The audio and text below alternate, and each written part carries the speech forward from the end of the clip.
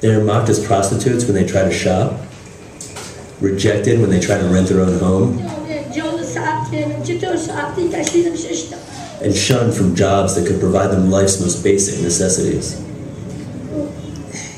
It is a bad sort of loneliness. They will not have even the luxury of sit down and mourn the loss because they are so busy finding even something to eat, something to wear, and somewhere to live. After 3 decades of war, Afghanistan is one of the world's widow capitals. 2 million widows live here. That means 1 out of every 7 Afghan females is a widow. Their dire situation is a legacy of the Taliban and Afghan culture. Our previous life was very good. When my husband was alive, it was good.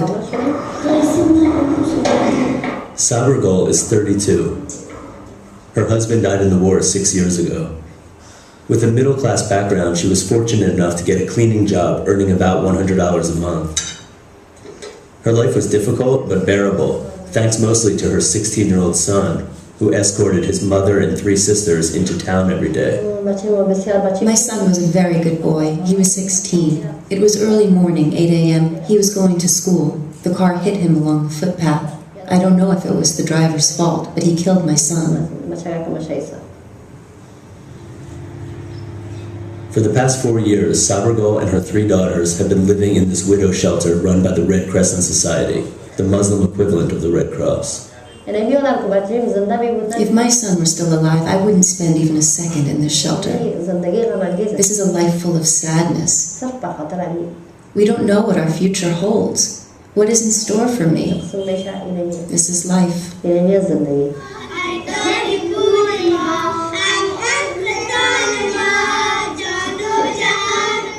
The shelter is a rare refuge from the streets. It offers modest job training so widows can move on within 2 years. But most have already been here 4 years, unable to find the independence they seek. Sometimes it seems a man is the only way out. This 60-year-old man is poor and disabled, and he's just arrived at the widow shelter seeking a wife. And this is his bride. In less than an hour, the center selects this blind woman for marriage. والصلاة والسلام على رسوله محمد وعلى آله وأصحابه أجمعين صلاة تنجينا بها من جميع الأحوال والآفات وتقضي لنا بها جميع الحاجات وتطهرنا بكل.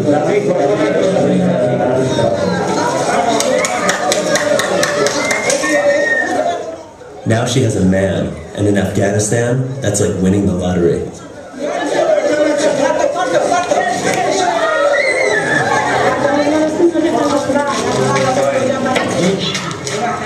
We act like a 19th century Red Cross or Red Crescent rather than 21st century. Usually they call me Bibijan. Fatima Galani is trying to solve this crisis against all odds. She's the president of the Red Crescent Society. There are times that I am absolutely frustrated, I'm tired, and there are moments of total hopelessness. But then the next day I wake up and then I start all over again.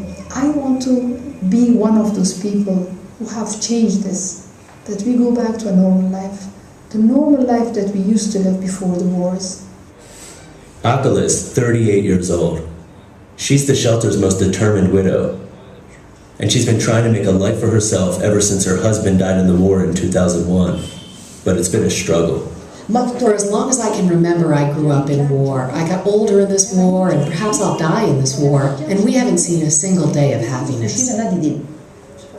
The war took her husband, and Afghanistan's cultural traditions took her children. They became property of her husband's family. The average Afghan woman lives until about the age of 45. But at 38, Akala is studying at a local university to become a grade school teacher. I'm not wearing this full burqa for religious customs. I just don't want people to know that I'm living in a shelter. That's what I don't want anyone to find out about. She's embarrassed to be living at the widow shelter, and she doesn't want her classmates to find out, so she wears a burqa as she walks to campus. After graduation, Akila will earn about $100 a month working as a teacher. It will be enough to move out, but it'll also bring on more problems. A woman cannot live by herself. A woman cannot rent a house by herself. If she doesn't have any money, she and her children will be ridiculed by society. And if she has money, her property will be seized. She will neither have good health nor a good life, and every moment of her life is in danger. And this thing is obvious. Everyone knows it, and it is not something hidden. Here, if you go and rent a little room, the first thing they ask you that what your husband does, what your brothers or children, do you have sons? Are they working? So all these questions will be no, no, no, no. And then when this is the question of no, then the answer will be no also. In her free time, Akila teaches other widows about Islam. Many of our widows here, they have never seen a normal life. They lived in refugee camps, they lived in streets. So we have to give them also to learn from Akila, or like people like Akila, that look, you could be your own lady.